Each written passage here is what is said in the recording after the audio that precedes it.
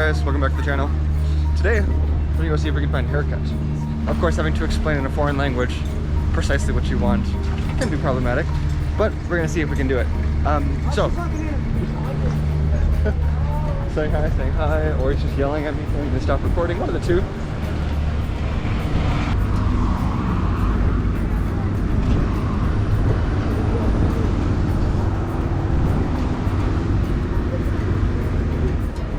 Chronicles never end of being a white person here. Everybody still stares at you. They told me up the edge here. I have absolutely no idea where I'm going. Oh, here's this one. And a Moroccan bath. Moroccan bath means a lot of things here.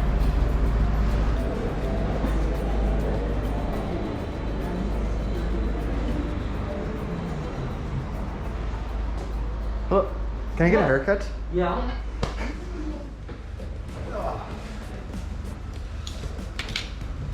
So, I usually need shorter on the sides. Okay. Like in the United States, I do like a 1, 2, 3 Yeah. something. Yeah. You want to fade zero here? Yep. And here, it got cut 6 weeks ago, 5 weeks ago. So about 5 or 6 weeks worth. Okay. I don't know, a little bit. You don't have to check to example. Let me see. I got really lucky here with my barber. I'm gonna try to pronounce his name correctly. Gebruhuet. Gebruhuet. Yeah. What nationality is that name? Is it named from Eritrea? Yeah. Or named from Sudan? Or a name from Eritrea? From Eritrea. From Eritrea, okay. Yeah. And he's an extraordinarily interesting guy. He's lived in 7 countries. Lived in Israel, Eritrea, Sudan, Ethiopia, South Sudan, Uganda, and his wife lives in the United States.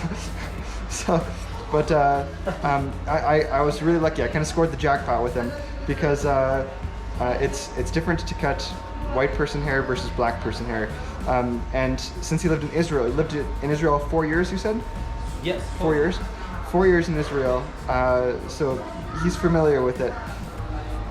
But I'm not English too much. No, you speak pretty good English. It's hard to find people that speak English in many countries. So how did you learn English? How did you learn English? How did you learn English? Because they explain with working in Israel, I think. Oh, okay. Uganda people Speak English in Uganda? Yes. Wow, I didn't know this. Okay. English. Yes, Latin. Okay. They are English language. Interesting. Yes. I never knew about this. Yes. Kenya. Kenya. Yeah. Rwanda. Yeah. Too much people is talking English. Okay. Yes. Okay. Uganda. Yeah. And Rwanda. Rwanda. After genocide, Yeah. many international workers or aid workers. Yeah. I know Uganda too much Ugandans. All Ugandans English talking. Okay. English. Like everyone. Yes. Interesting. No, gotta wash it off. You know, when I was getting a cut, you notice on the sides and everything like this, they cut a little bit higher. And it's kind of like the Ethiopian or Somalian kind of look.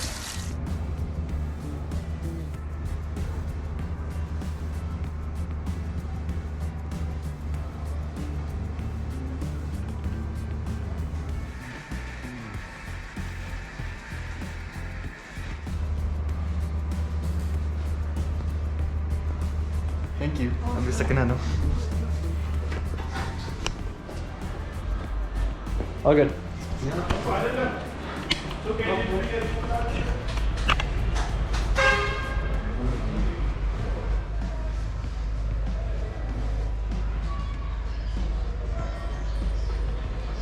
Could be the crispest haircut I've ever gotten.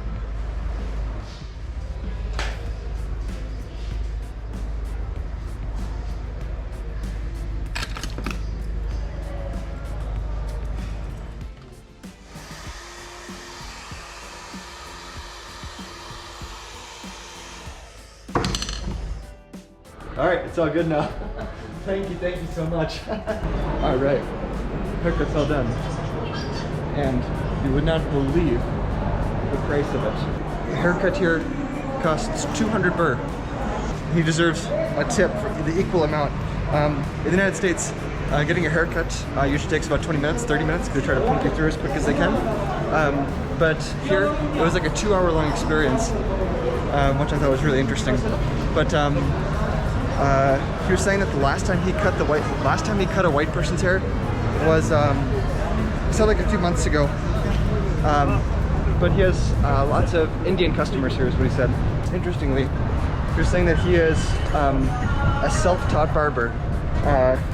That, of course, since he's from Eritrea, that there's not really any barber schools in Eritrea. And so he learned all by experience. And so technically, I think he said that he was born in Eritrea, lived in Eritrea, and then when he was about my age, that he went over to Sudan. And from Sudan, then he went as a refugee to Israel. And then his wife is from Ethiopia.